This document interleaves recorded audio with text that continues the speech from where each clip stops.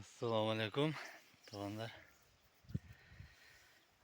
Bugün 26 may 2022 yıl. Arpa buday talası görünüzler. Ayağı yaxşı cıldağıdan. Antip başalıp kaldı.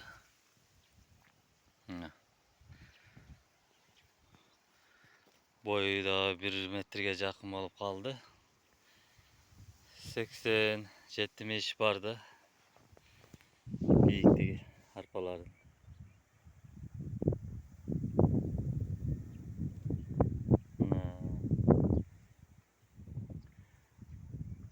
Bu Jogortalanın ölüş yerleri. Aylananı görünüzler.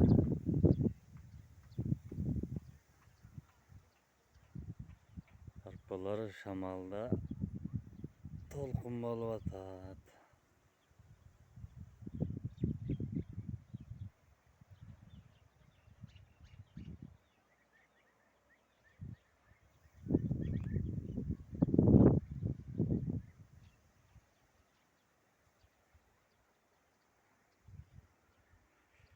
Sarı gül harlaş esiptirim na arpa talasında.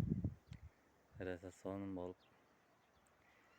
40 koşup kalktır. Daha ret görünüzdür. Arpa boşalıp mı?